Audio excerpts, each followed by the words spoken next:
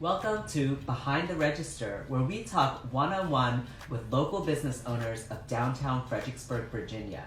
Find out who's behind the register and what's in store for you. Hey everybody, welcome to another episode of Behind the Register.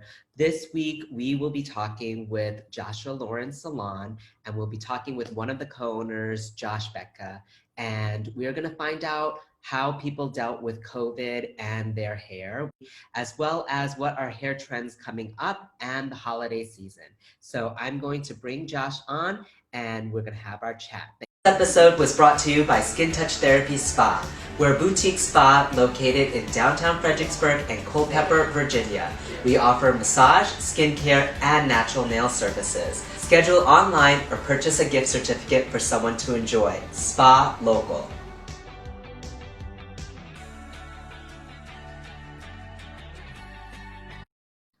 Hey Josh, how are you doing? Hi, I'm doing good. How are you, Brian? Awesome. Okay, so tell me where you're at and tell me where Joshua Lawrence is at too. Physically at or mentally at, which is two distinctly different questions, right? Let's start with the physical, then we'll move to the mental. No, sure.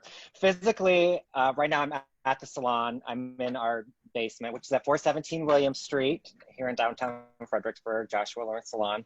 Yeah, I'm down here in the basement in between our guests right now. I love it because this is actually, it's called Behind the Register for a reason, because we're actually like really going into spaces where people don't see and you're getting to meet the owners. So I love the secret access of it. No one ever sees the basement. It is a basement, you know, from a building built in 1826, but spruced up as nicely as we possibly can. Yeah, this is really behind the scenes down here. Totally. So how long have you been at that location now? Has it been a year yet? We hit 2 years in Oh my July. God. It's been 2 years. I know it went very quickly. It feels like 2 years and 15 all at the same time, but what we did is here at the 2 years. Oh, congratulations to you. So awesome. Thank you. So tell us about COVID. Like you shut down as well too. Yeah. Tell us like in the months of shutdown, what were you guys all doing? What were you guys planning? What were you guys thinking? Again, you're the co-owner, so there's another person, there's another Josh, who's your partner and co-owner as well too. So talk about like what discussions you guys had when there was a shutdown. Well, we shut down on March 18th, and we made the call on March 17th to do so. It was probably about midway through the day. We, at the time, had only thought, okay, this might be like a couple of weeks, but we weren't sure. We didn't have any of those answers at that time. And then I think once we got into it and it kind of kept growing and it was like, oh my gosh, we're going to be in this for the long haul. What do we do? I think that's when our panic kind of like set in, because not only are, you know, we both financially connected to the salon, obviously, but all of our staff, we have single moms, we have people with families, we have people that take care of, you know, other people. And it was how do we manage to get through this in a service industry where you cannot social distance at the end of the day. It was a lot of questions that we had no answers to at the time. So during that time period where it's like, we thought it was going to be a few more weeks. So then we had rescheduled everybody, and then we realized we need to not reschedule anyone until we have a clearer picture of where this is going at the end of the day. And just like everybody else. You basically had to clear the books. Like I'm sure like people pre-book a lot of the times. And so basically you just went in, cleared it, and just said like, when we reopen, we will just call you all, you know, back. Exactly. Instead of pushing them multiple times and stuff. Right. Yeah, once we did it the first time and then had to do it again, it was like, we can't do this. This is a lot of work to handle that. And we don't have the answers that people are looking for at the moment about when we were going to reopen or what that looks like. so yeah, like everybody else, we were just glued to the TV, and every word that was said about business, we were stuck to about how do we navigate this time and ensure our survival, the business survival, and our staff survival through this, financially, emotionally. It was tough.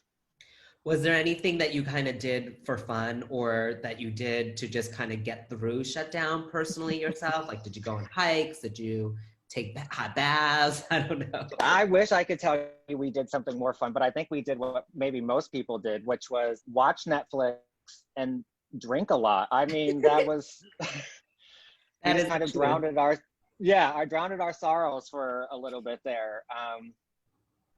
Just because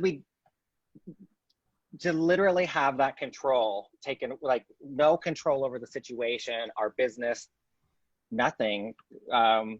We tried to do the little things that we could do, but it was mostly just self-medication at the end of the day. We instituted a cocktail hour at 5 every day, just to delineate like the work. I'm surprised day. you guys waited till 5. we were very disciplined. We were lucky if we made it till about 3. I think that's when cocktail hour. Well, that's better than noon, I guess, you know. Yeah. All right, so, and then when you reopened, was there just like a crazy line to get in? Were you getting calls for people to kind of like open up sooner, or private appointments? Like what, I mean, because you have loyal clients. Yes. Kind of like how were you able to, you know, first you're just pushing away the books and then now you're like reopening it. There must have been floodgates, I'm sure. Well, we tried to think of everything from every aspect about what we could do and what was going to be in the best interest for everybody at the end of the day. We certainly had people calling us, asking us to do private appointments.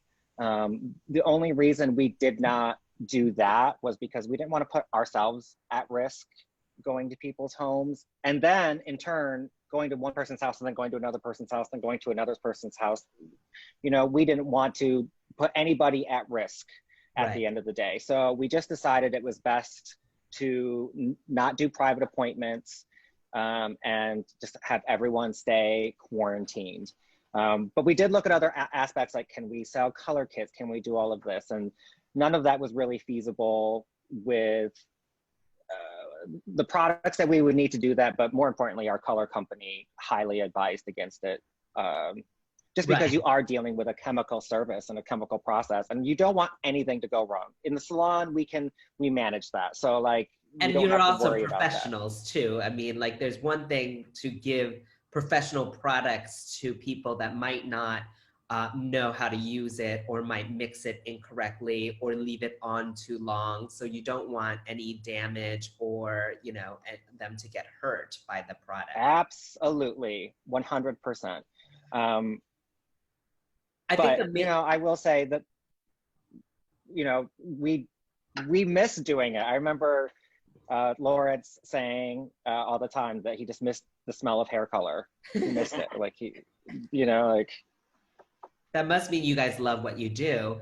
And it was funny because I would give like my newborn massages and stuff. So I did miss it as well. Well, and we're both bald, so we can't even like practice on each other in this whole time or anything like that. So either one of us could not live up to what we wanted to do at the end of the day, until we got back here.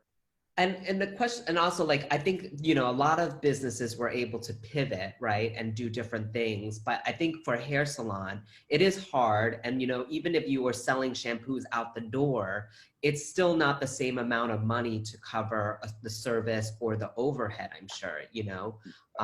None of it. Especially, we're completely service-based. If you think of it like 95% of any income coming into this business is from services. The retail section for us is the smallest aspect of the business. And while it was great to do curbside and be able to do that, and, you know, our wonderful guests of the salon who purchased gift certificates and everything during that time to just kind of help give us a little cash flow during that time, was wonderful, but just retail alone wasn't going to cut it for us. Yeah. At the end of the day. And also back to, you know, reopening, I'm sure the biggest thing was safety of your clientele, safety of employees, just how to operate. And I know that, like, as a business owner, you just went through every scenario or every protocol, just for that safety reason for it. So it was like a lot Well, to do just to reopen. I was very thankful for you during that time because we did talk a few times about the different things and how we wanted to do things and, you know, what was going to be important for both of us to keep in mind for, you know, the safety of our clients at the end of the day. It's why, you know, we didn't open up right out of the gate in May when we could have, because we really wanted to take the time to think through the processes of how our flow of the business works. Where do we need to implement certain COVID protocols, sneeze guards. We have shower curtains between the shampoo bowls now. On top of being able to even find PPE and stuff like that that we need just for general operations moving forward. We couldn't, at that time, I couldn't find gloves, hand sanitizer, face masks. And I really wanted to make sure that I had all of that procured and that I had kind of a steady stream of, like, I knew where I was going to be finding all of that stuff. So we Yeah. did, we made sure we had time to get that stuff ready, installed, and then also run through processes before we brought staff back to make sure that everything ran smoothly and we could explain to them exactly how all of the new procedures were going to go. On top of the, you know, we're very stringent with cleaning. We always have been. I'm a type A person. I'm very clean. This just took it up to the next level. So we wanted to make sure that everyone understood the importance of that. Totally. And it just shows how much you care, right? And I think with independent businesses, it's you can be so specific and you can be so details oriented, and really take the time too. I mean, like, each day that you take that extra time, you're losing, but the trade-off is that you're doing it and you're reopening correctly, which, like, applause to you, you know, instead of just rushing to get in. And I totally remember that time where it was like so hard just to find gloves, hand sanitizer, mask, like all of those things. And it was nice because I felt like there was this underground network where we would text each other. It's like, oh, we found it here. Like, you can get this. And I think that was really helpful at that time, even though it wasn't publicly, people didn't really see that was behind the scenes. It really was happening here in Fredericksburg. Um, Oh, the downtown community was so great. Our guests were so wonderful, even above and beyond just being downtown. But to have that support from the other downtown business owners that were going through some different struggles because of different businesses, but also, you know, it was still, we all still had commonality between the struggles that we were going through. That we Totally. could I think relate. that's why I wanted to do these conversations, was because, you know, even though our industries are different, I mean, yours and ours are very similar because we're service Yeah. based.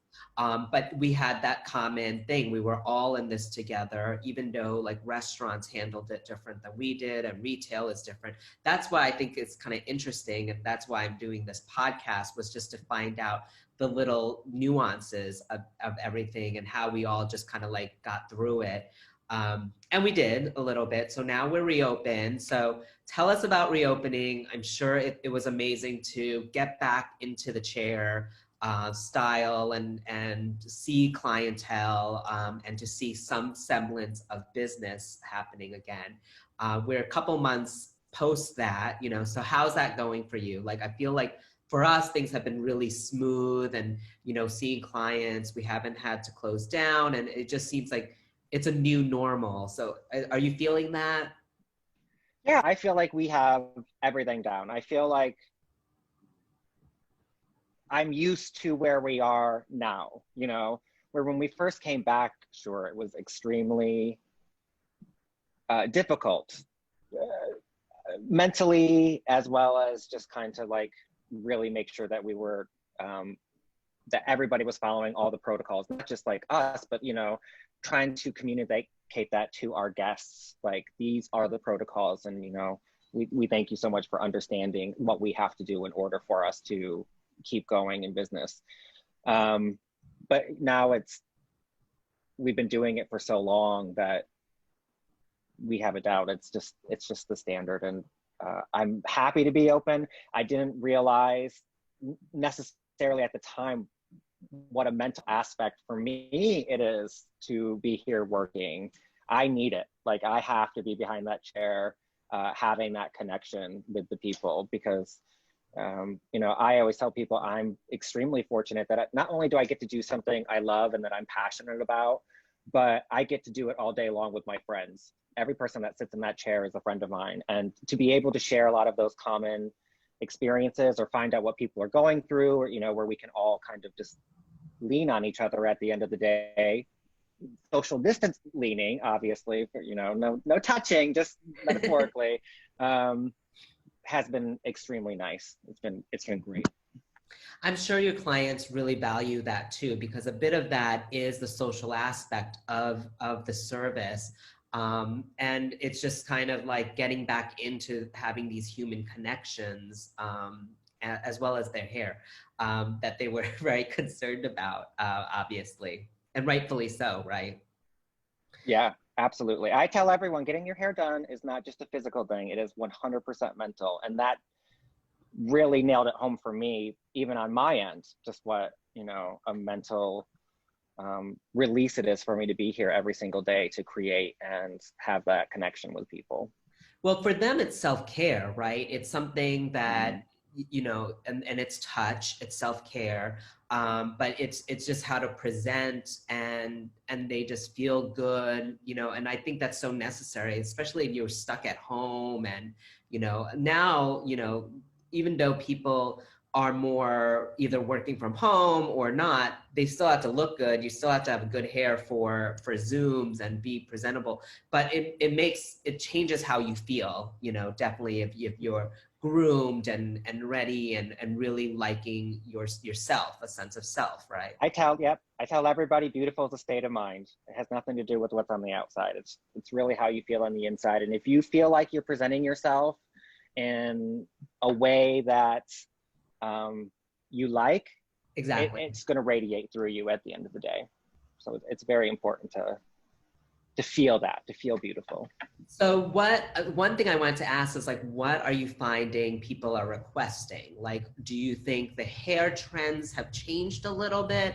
Are they more, you know, like, obviously fashion has gone a little bit more casual. Like, people are, you know, not going into the office so much, or they're not going to do holiday events. Like, have you found people requesting different haircuts like that? I think that would be interesting, like less blowouts or something. So the interesting thing is that people that I've known for years or been doing their hair for years, that have always had, like, this is their look, right? This is what they want to be. Well, not being able to go out or see people or get your hair done for months forced change on a lot of people, and their hair grew longer than they would have ever allowed it to be. And some are like, you know what, I want to embrace this and keep this for a while now. So I think maybe the biggest hair trend was change. Right. Is that, and not only with like style and cut and all of that, but also with color, because if you couldn't get in to get your roots touched up, you know, and that gray started coming through, we've had a lot of people that have just decided, you know what, I've made it this long, now I'm going to embrace that, and we're going to keep moving on to that direction, or making that next step to like make small shifts and changes in that. I think change, just people being more open to changing their hair now because they can, and it gives them something exciting to do. It's not the same old, same old. And part of it was probably just acceptance, right? Like, they're like, oh, I used to just always dye my hair and it was this, but I didn't have it for so long, so I'm just gonna embrace it a little bit and maybe go back to a more natural state, maybe, right? Yeah, absolutely. It's been fun to see, and that some people have gone back to where they were originally, and that's good. I tell people they can change their hair or their mind every single time they come in here, and I'm completely fine with that. I'm not locked into anything. I think change is good for all of us, so keeps us on our toes. And right. And you're just there to like kind of like bring out their vision of like what they internally want, you know, and their own expression, and you're just trying to like create that for them, right? I think bring out the vision, and then also give them, you know, not everything can happen in one service. So sometimes it's like, manage their expectations as far as like, this is how long it's going to take, or, well, this, you might have to grow your hair out for a while in order for us to achieve this. But, I'm always down. Let's do it. Let's have some fun. I always tell people, growing out is the long process, but as soon as you hate it, it doesn't matter because we can cut it right off. That's instant gratification. We can always go shorter, but going longer or doing color shifts or color conversions at the end of the day, sometimes those take a little bit longer. So, and they just be patient. And right, exactly. Same thing with that gray grow out. That can be a very painful process at the end of the day. And it's a process. It takes a long time sometimes, but there's different things we can do to kind of like soften that transition. You just have to be ready for the long haul at the end of the day. Yeah, totally. I think that's so cool that you're just kind of like on the front lines of that, right? And you just know the trends and the changes. Do you find that people are, with holidays coming up, or do you think people do you know kind of like what they're planning to do? Like, do you think they are going to do celebrations, smaller celebrations? Have they talked to you about that? And like, then do you kind of think like, okay, we're not going to do really fancy hair. We're going to, they're just hosting dinners at home. And so, the hair will be kind of different. I have been asking people that question, and most people don't know what they're doing for the holidays yet, which to me is a completely acceptable answer. I feel like all of us are living day to day at the moment, and each day can bring something new and unexpected. I will tell you this though, I don't think that I think we're going to be extremely busy for the holidays because pictures are still going to happen. I don't care if you're just at home with your family, you're not going anywhere, there will still be pictures, and people want to look good for pictures at the end of the day.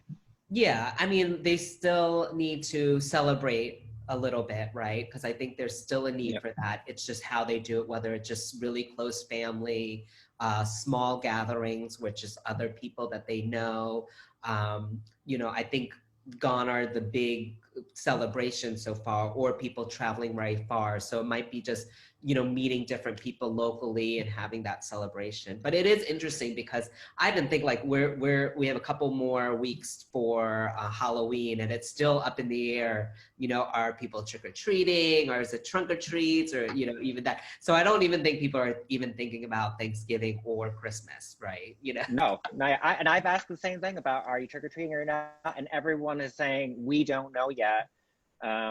We'll just wait till we get closer to the day to figure that out. And I think that's a completely acceptable answer today. Like, we all have to wait to see what we're comfortable with and how things are going to roll out, Do you guys have any holidays, specials or promotions? Are you guys going to do anything for like Small Business Saturdays? Do you do like any gift cards? There'll definitely be a retail promotion or a few retail promotions. We always do that every year. We're still kind of finalizing exactly what that will be, so just be on the lookout for that. I do know that we're going to be offering a add-on service for this. It's a deep conditioning / treatment mask. It's the Oil Reflections Luminous Magnifying Elixir. It helps to add extra shine and gives a immediate 72-hour anti-frizz effect for your hair. So helps with frizziness and gives a lot of shine, which most people are looking for on a general basis, and especially around the holidays for those pictures. So you can look your best. That is awesome. You guys don't really have a slow time of year, really, I don't think, right? No, we stay pretty consistent all the way through the year for the most part. Some months are a little busier than others, but it's generally what you think. Are people able to book online, or do they just call? They have to call. So we have to call here. We have not taken that plunge yet. And the only reason for that is because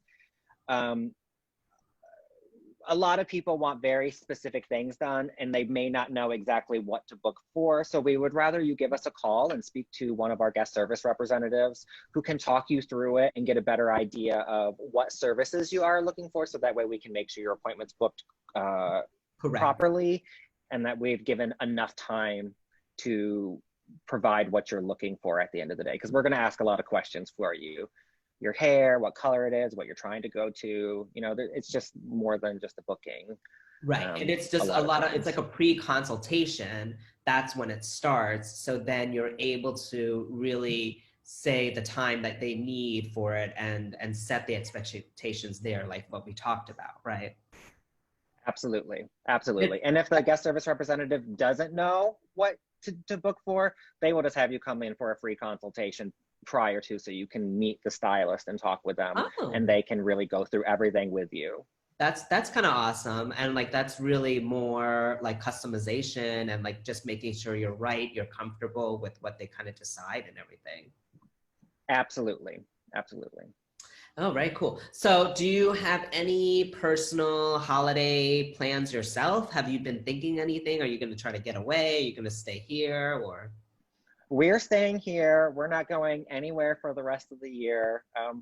We will probably have a small friend Thanksgiving this year, like you were saying, just kind of different things. And then, you know, Christmas will be with family for sure. We have some family local that we'll be seeing, but that's as far as I go. As far as like specific plans or anything like that, nope, no idea. I will figure it out when I get a little bit closer. And okay, so we talked about gift certificates a little bit. I mean, I think that's a really good gift to give someone, you know, especially if they love you guys, because I refer a lot of people to you guys too. But so I think the gift certificate's an easy way to be like, you gotta go see, you know, the Joshes or their team, and here's a gift certificate, you know. So the nice thing about a gift certificate, especially to our salon, is that you don't have to pick that out for the person. You make it a dollar amount, you say, here you go, you get to choose what you get to do at the end of the day. To me, it makes that idea of giving a gift a little bit easier. You know that they're going to be taken care of, that they're going to be pampered while they're here. It's going to be a relaxing, fun time, and they're going to walk out feeling amazing. So what is a better gift than kind of that joyous, happy feeling you feel after you get your hair done? I don't know. I've never found one. I mean, it feels amazing. You feel like you're pampered, right? But also hair, you know, even if you have a person that you love, your hair person, like it's fun to just go someplace else because you can get something different, like a different experience, you know, and it's not get material. Your hair blown out, get it styled, you know, there's a lot of different things that you can do. And you could try out something new and then just break away a little bit and then see how you like it. And it's an experience, you know, and that you just experience, enjoy it, but it doesn't stick around. It's not like just like junk, you know, that someone gave you. So it's kind of nice to give that. I always tell people that we do consider ourselves an experience-based salon. You know, not only are you going to come and you're going to get great color, great cut, you know, what you're looking for at the end of the day, but you're going to enjoy the experience of coming here. It's not just get them in, get them out. Right. We take our time. We make sure that you relax, that you go through the different motions of the salon. Right. I think like even when you step into your salon, it's beautifully decorated, but it's the atmosphere, it's the people, you know, and it, you know, even the shampoo, I'm sure it's an experience, and like, you know, you have hand lotion that smells good, I know. Yes, you do. And so like it is just like, you know, just self-care. It's just a moment for themselves. Can you buy gift certificates? Do they have to come to your location to get them? You can come in to buy them. You can call and order them over the phone. We have no problem mailing them to you. We can do curbside gift certificates. Whatever best works for you, we will take care of it. That's if you just need a physical gift card that you want to give. If there's nothing physical that you want to give, especially in the age of COVID, you don't have to worry about that either. We keep track of everything in our system. We have a record of all gift certificates. They end up getting tied to the profile of the person that you're giving it to at the end of the day. So there's nothing, even if you lost the physical gift certificate, it doesn't matter. Like, you don't have to do any of that. We keep it on file here for you. That's cool. So it's like setting up an account. You could like set up a tab and just say, hey, I paid for a haircut at Joshua Lawrence Salon. Just go and book your appointment, and it's this much that you can deduct from it and stuff. Absolutely. That's awesome. We Okay, have so people what? that just save their gift certificates forever and just kind of slowly use it here and there and this and that, you know, have that extra treat for them. It's nice. The other thing I think is really cool too is if you know someone goes to you, then throw a gift certificate there because they're gonna use it, they're gonna spend it, you know, or if it's your partner that they go to, add that in with like Christmas because you're gonna spend it anyways. So just put it as part of a gift, you know. And we hear it all the time that everybody has that friend or that relative that it's like, oh my gosh, I wish they would come here to you. That's the perfect time to do that too. Give Yeah. them the gift of like, get them in the store so that they can also experience this. If Right, that's, because then yeah. because the gift certificate makes it like they know they don't have to worry. They don't have to worry about paying for it. It's just really just come in, enjoy, get the service, and then walk out. You know. Well, and you understand this too because of your business, you know, most people don't value self-care enough in their own lives. They're not going to be the ones that's going to be like, well, I'm going to go book this massage or I'm going to go do this. So sometimes you got to nudge that person a little bit, and that's a good way to nudge them. If they need to relax, you know, go get them a gift certificate at Skin+Touch so that way they can you do that massage, something they wouldn't normally do for themselves, because a And lot of people are that way. They give and they don't ever think about themselves at the end of the day. I always talk about like how if you think about how much you do for other people and that just doing a massage, getting a haircut, that is like 1 hour that is like just for you or an hour and a half or whatever. But that it pales in comparison like how much you're just doing for other people, other families, coworkers, all of that. Like that's nothing, you know? So Nothing. It's most people have trouble getting 5 minutes for themselves during a day. So can you imagine a full hour or a couple of hours somewhere where it's the focus is just completely them? right, It's it's a great experience. We all need to do more of that, honestly. totally. Okay, so how are some other ways that people watching can kind of support your business? You know, do you have an Instagram, I'm sure, and or Facebook? We have an Instagram, Facebook at Joshua Lawrence Salon. Very easy. Um, Also, I mean, I feel like support, yes, come support us, come do this. I also would like to help, just put a little plug in here for the SPCA. I work very closely with them. Nonprofits are having, you know, a tough time right now in this, and anything that you can give to help one of these organizations like the SPCA, which their ARF Walk is coming up on November 7th, Saturday. Oh, cool.